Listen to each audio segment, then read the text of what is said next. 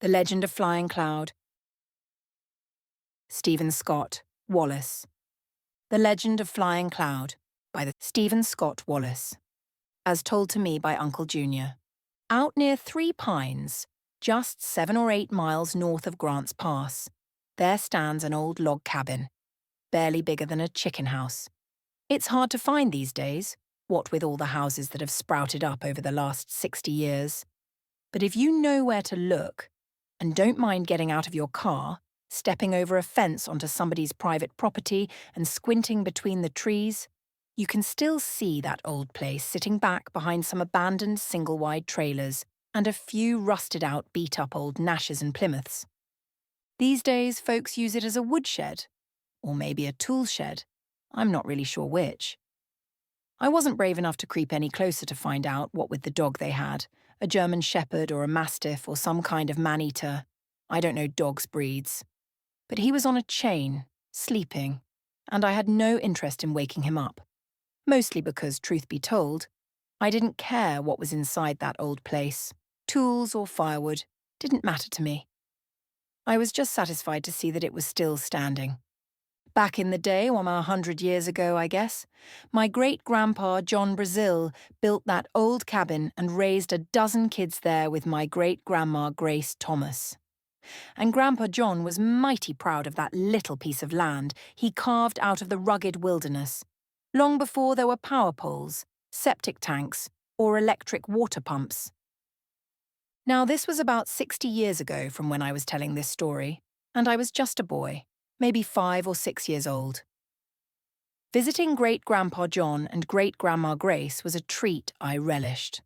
Partly because when you went to their place, it was like stepping back in time, back to the olden days, the way real homesteaders lived. See, Great-Grandpa John never did modernize that old cabin, not like all the neighbors who had electricity and indoor plumbing. Nope, that cabin stayed just like it was when he built it at the turn of the century. He heated the place with an old pot-bellied iron stove, got water from a hand pump out in the yard, and if nature called, well, you had to hike up the hill to the outhouse. Back when Grandpa John first settled there, he said he had to fight off grizzly bears and Indians with that rifle. He'd nod toward the old lever action standing right there in the corner of the kitchen, leaning up against the wall like it was waiting for a fight to come back around.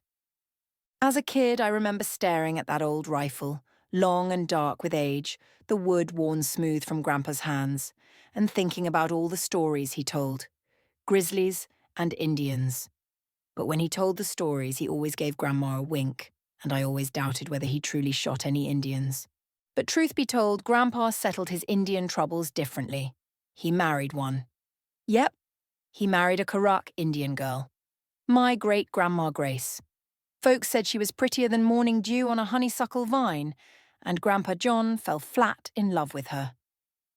So he leaned that rifle in the corner of the kitchen unused. Well, maybe still kept it handy for bears.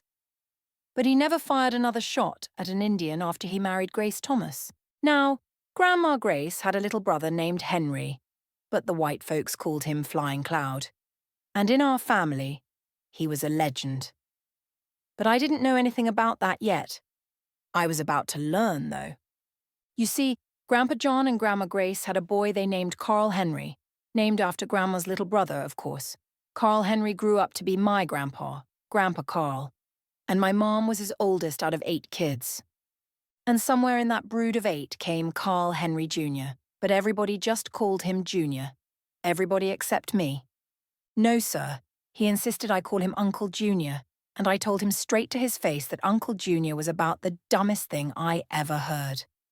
Well, Junior didn't take kindly to that. Before I knew it, he had me in a headlock on Great-Grandpa's porch, twisting my ear like he was trying to open a stubborn pickle jar. "Say, Uncle Junior! Say it!" he kept yelling. I wasn't about to give him the satisfaction. I stomped on his foot and we went crashing to the ground, kicking up dust like a couple of wild barn cats. I couldn't reach his foot anymore, so I bit his elbow, hard enough so that he yelped, but it made little difference. He just twisted my ear all the harder, and I figured by then my ear was halfway torn off and headed for the hills. "Say, Uncle Junior!" he kept yelling. Finally, when I couldn't take any more, I hollered, "Uncle Junior! Uncle Junior!" Junior let me go, but only after I swore up and down I'd behave myself, that I wouldn't throw rocks at him or nothing. Now I promise. But I lied. As soon as he let me loose, I grabbed a double fistful of rocks and started peppering him like a mad hornet. He took off running, laughing so hard he could barely keep ahead of me. I chased him clear across Great-Grandpa's 80 acres, hurling rocks and sticks and anything I could grab, and Junior was whooping and dodging and laughing like it was the best fun he'd had all week. Finally, when he couldn't run any more, he spun around and tackled me, pinning me to the ground, still gasping for breath between laughs. "Boy," he said, shaking his head, "I don't know nobody who could run like that, except Uncle Henry." Now that made me stop squirming. "Who's Uncle Henry?" I asked. Seeing I was curious, and maybe not wanting to get pelted with more rocks, Junior sat down right there in the cow pasture next to me and said, "Let me tell you about Uncle Henry, the man they called Flying Cloud." Now, Junior's story might not match what you read in the newspapers, but I'll tell you what, his version was always better. "It all started," Uncle Junior said, wrapping his arms around his knees and staring off at the clouds drifting slowly across the sky. "Back when they built that highway from here to San Francisco. I was only 6, but I knew exactly what highway he was talking about. The main highway that came into Grants Pass and crossed over the Caveman Bridge into town. Right where that big old sign stood, offering every traveller the promise of adventure. Right lane for Redwood Empire. And let me tell you, to a 6-year-old boy, nothing could be more inviting. In my mind, that highway was the road to everything.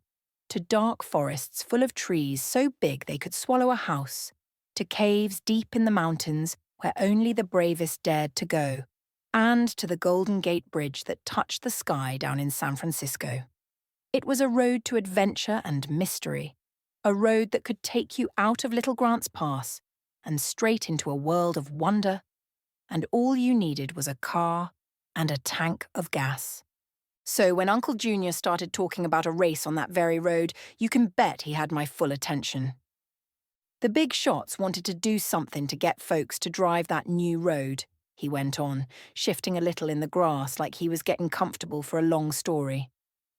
So they came up with a real race too, 480 miles long from San Francisco all the way up here.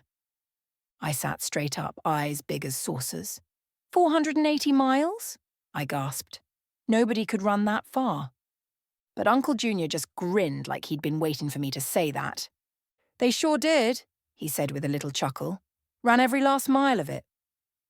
Then he looked over at me, grinning like he knew he had me hooked for good, and said, "They called it the Redwood Empire Indian Marathon, 'cause it ran through the biggest, prettiest redwood forests you ever did see. They put up $1,000 prize money to get runners interested, and that was real good money back then." And as Uncle Junior kept on talking, my mind drifted off.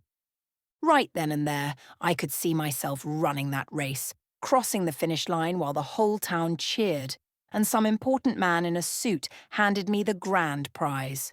Because if my Uncle Henry could do it, if Flying Cloud himself ran that highway and won, why couldn't I? I was his family, wasn't I?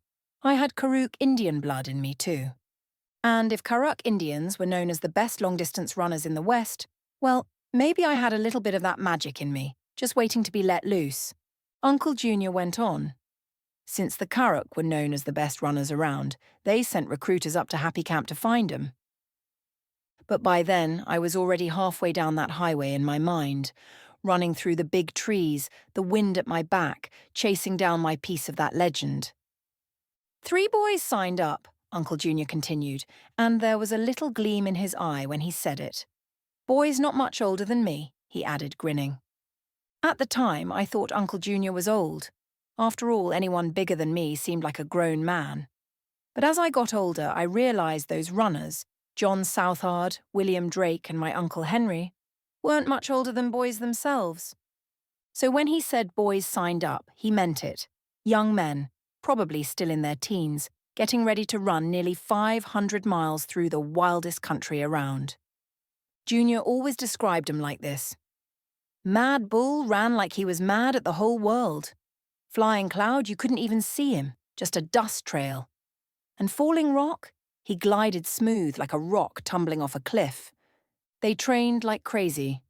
5 a.m. dunk in the Klamath River, a 2-mile run before breakfast, and hiking 60 miles some days. Later, they trained in Grants Pass on the pavement to get ready. Uncle Junior swore that Bill Hayward from the University of Oregon sent a coach to help him train, though I never found proof of that. Now, Uncle Junior said one of the biggest problems them boys had wasn't just running nearly 500 miles. It was finding shoes that could survive the trip. See, back in those days there wasn't any Nike or Adidas, none of them fancy running shoes like folks have now. Uncle Junior would tell me they tried every kind of shoe you could imagine. Running shoes, tennis shoes, even them old high-top basketball shoes. But nothing that could handle the kind of beating those 3 Karuk boys gave their footwear. They needed something light, so it wouldn't drag their feet down, but tough enough to hold together over rocks, dirt, and pavement. And try as they might, nobody could figure out how to put both those things in the same shoe. Them boys went through shoes like a hound dog goes through scraps, Uncle Junior said, shaking his head. And that's when, according to Uncle Junior, they hit on a solution nobody else had thought of. Boxing shoes. Yep, the kind prize fighters wore in the ring. Light as a feather, but tough leather up the ankle and laced tight for support.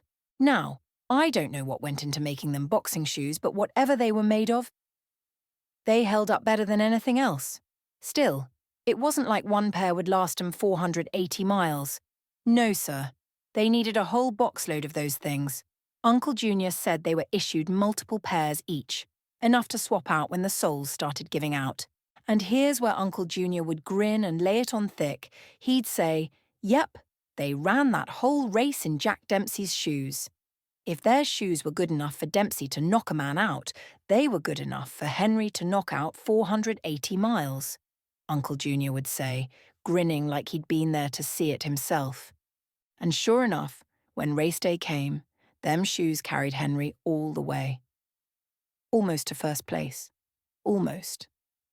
'Cause let me tell ya, Uncle Junior went on, leaning in like he was about to share a secret.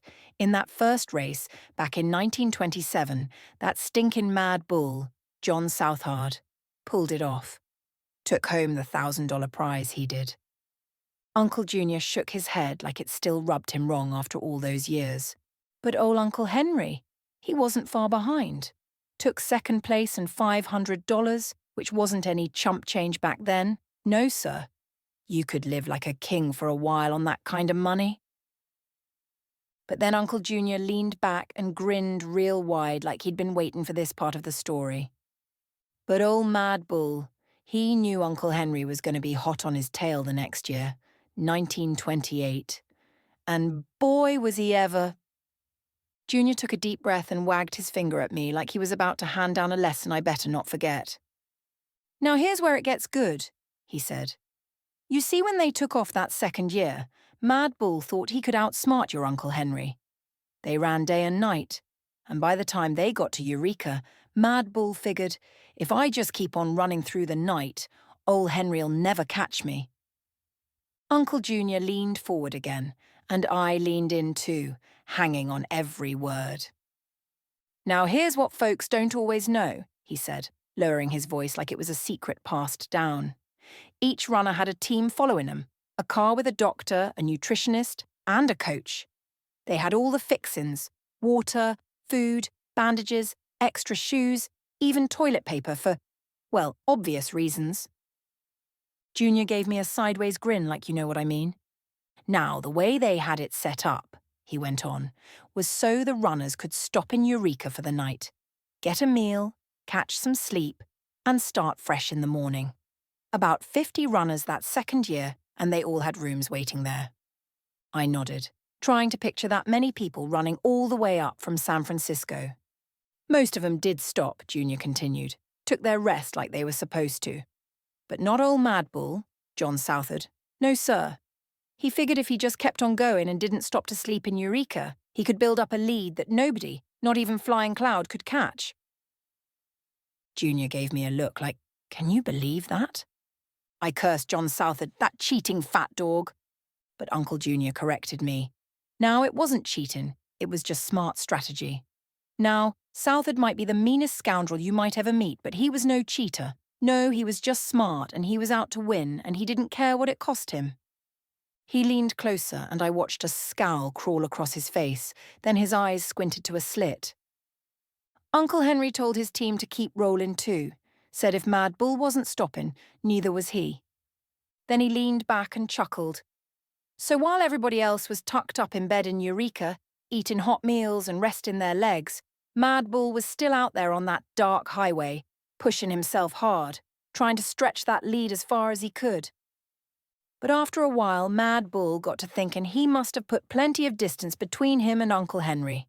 Figured old Henry had done like the rest, stopped in Eureka for the night, Junior said, waving his hands, palms up like it was obvious. So Mad Bull decides, well, I guess I'll get me some sleep too. Figured he'd earned it. Had a good lead, no need to worry. Junior grinned wide. He pulled a sleeping bag out of the car, laid down right there on the side of the road, and didn't even bother with the usual rub-down on his legs. Just wanted to crawl in that bag and get a few hours' sleep before sunrise. But while Mad Bull was snoring away, his team was sitting up, watching the road, and way down the highway. In the dark, they saw headlights. Junior grinned, and I knew exactly why. Now they knew that wasn't just any car. That was Flying Cloud's team, still moving steady along. And if that car was moving, Henry was running. Junior's eyes lit up. And that's when they realized Mad Bull had made a mistake, because Uncle Henry didn't stop in Eureka like everybody else. Nope, he was still running and he was coming fast. I started to feel goosebumps, because Uncle Henry was about to give a good whooping to old Mad Bull. I could see it coming a mile away. So one of them runs over and shakes Mad Bull awake, yelling, "Flying Cloud's right behind you, coming up the hill." Junior threw up his hands and shook his head like he still couldn't believe it. Mad Bull panicked. He jumped up, rolled out of his sleeping bag, shoved his feet into them boxing shoes, and took off running like the devil was chasing him. But he didn't give his legs a chance to wake up. Big mistake. Junior leaned back, chuckling to himself. But it wasn't 2 miles down the road before his hamstrings tightened up like fiddle strings. He couldn't take another step. They had to load him up in the car and haul him off to the nearest hospital. Junior leaned back and folded his arms like a man who just solved world hunger. Needless to say, Uncle Henry, Flying Cloud, won the whole thing in 1928. And let me tell you, it wasn't just the $1,000 prize this time. Nope, a car dealership down in Grants Pass was so proud of him that they threw in a brand new Oldsmobile F-Series, shiny as a silver dollar fresh off the lot. He let that settle in the air for a moment, like he wanted me to picture Uncle Henry sitting behind the wheel of that car, proud as could be. But then Uncle Junior's voice dropped a little lower, like he was about to tell me something spooky. "Now, there's one more part to the story," Uncle Junior said, glancing around like maybe somebody was listening. "And I can't say for sure if it's true, 'cause I never found it in any book." He leaned in closer, his voice dropping low. But Uncle Junior swore up and down it was. "You remember William Drake, Falling Rock?" I nodded, though I barely remembered the name from earlier. "Well," Uncle Junior said, almost whispering now like he was telling a ghost story. "Turns out he never finished the race. Matter of fact," he paused for effect, "they never found him." Uncle Junior raised his hands like he was giving up on ever knowing the truth. He was just gone. His voice suddenly shot up. Lost forever. And I about jumped right out of my socks. "They sent search parties up and down that Redwood Highway," he said, lowering his voice again, looking everywhere for him. But old Falling Rock had vanished, like the forest swallowed him whole. Then he paused, staring at me with that serious look, the kind that makes a kid like me wonder if maybe, just maybe, something real bad happened to the least-known runner of the trio. "And that's why, and you mark my words on this, to this very day, if you're driving up that old Redwood Highway, you'll see them signs that say, 'Watch for Falling Rock.'" I sat there a second, feeling a little chill in my bones, thinking about that poor fella. And then it hit me. Uncle Junior was pulling my leg. "You liar!" I hollered, and I pounced on him like a wildcat, throwing him in a headlock. "Did not!" "Nobody would name an Indian a stupid name like Falling Rock," I yelled, twisting his ear. "Say it ain't true." But he just laughed and laughed, flipping me over and pinning me to the ground. "It's true! I swear it's true!" he cackled, holding me down while I squirmed and fussed. "You made that up," I grunted, still trying to wriggle free. But Uncle Junior just laughed even harder. "No, sir, it's all true, every word of it." And there we were, rolling around in the dirt again, same as before, with Uncle Junior still swearing up and down that Flying Cloud was the fastest man to ever hit that highway, and that William Drake was still lost out there in those mountains waiting to be found, and out there on that highway to this day are signs that say, "Watch for Falling Rock."